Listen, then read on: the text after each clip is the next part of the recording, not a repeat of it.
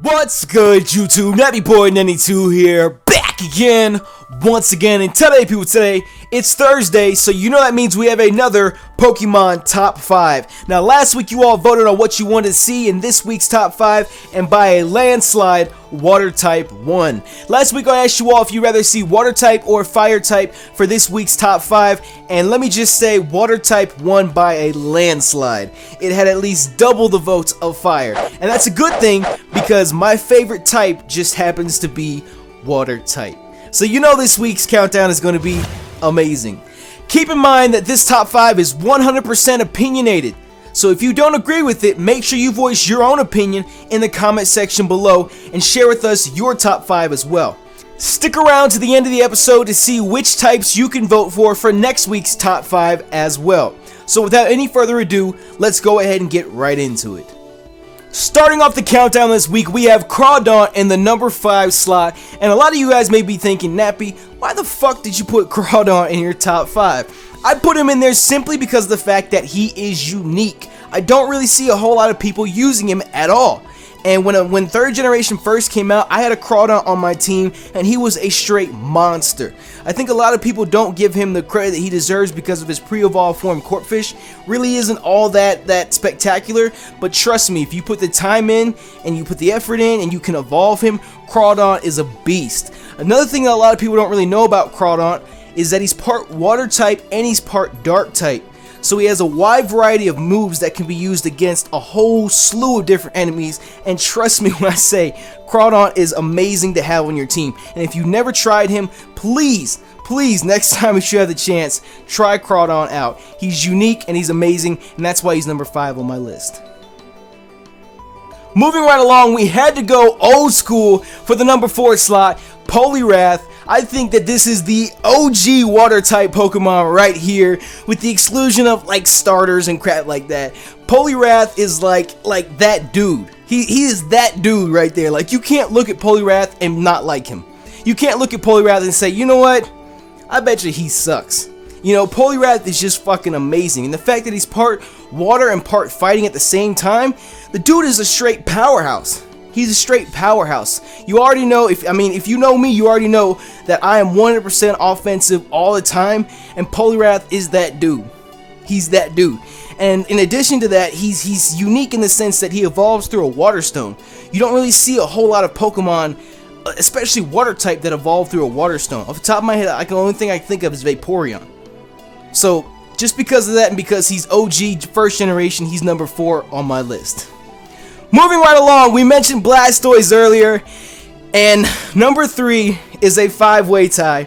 Some of you guys might be shaking your head at this as well, but I already know that some of you guys are going to have starters as your top 5s, or starters in your top 5s, and because water type is my favorite type, I just cannot choose one. I can't choose one. Like I said, Poliwrath was that OG water Pokemon. Blastoise is that OG water Pokemon. At the same time, you got this big ass alligator in Feraligatr, and then you got the motherfucking penguin and Polion. And if you see my black and white playthrough, you know I love that nigga Samurai. So I mean, they're all just amazing. Marshtomp, oh wait, it's not Marshtomp. Swampert is, he's probably my least favorite out of the 5, but I put all 5 of them in here for number 3, you know, just for GP, because I know you can't do a top 5 water type Pokemon without the water type starters. Simple as it gets. So they share the number 3 spot on this week's countdown. Moving right along, we are now on the home stretch of our countdown. Our number 2 slot belongs to Kingdra, the King of the Seas. Easily a gigantic improvement to the Horsea Seadra evolutionary chain. It sucks that you have to trade in order to get it, because that really cuts down the chances of a lot of people having it. But if you do ever get your hands on a Kingdra, it is a monster. I know I say monster a lot, but I'm telling you, Kingdra is a straight beast when it comes to battle. The fact that they took just a sole water type evolutionary family and then took it and gave it a dual type with Dragon just made it so much better. It made it so much better, and again, it just increased the different types of moves. The array of moves that Kingdra can use is just ridiculous. It's ridiculous. Kingdra is my number 2 Pokemon just because of how amazing it is. I'm just at a loss of words right now. So that's my number 2 Pokemon for the water type. Wrapping up our countdown this week, we have the one and only Gyarados. You all should have seen this coming if you saw my top 5 favorite Pokemon from 2 weeks ago.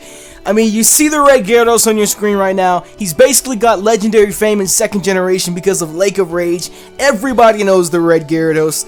Even though Kingdra is king of the seas, this dude runs that bitch. You can't even lie. You can't look at this dude and not think, wow, that's a beast. That's a monster. And I know I say beast and monster a lot. I said it about 15 times already in this countdown. But hey, I told you I like water Pokemon.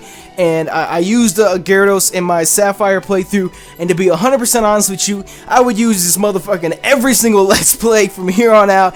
Except I know somebody would get on me about repetition and all that crap. But Gyarados is my favorite water-type Pokemon. He's number 1. He beats out Blastoise. He beats out Empoleon.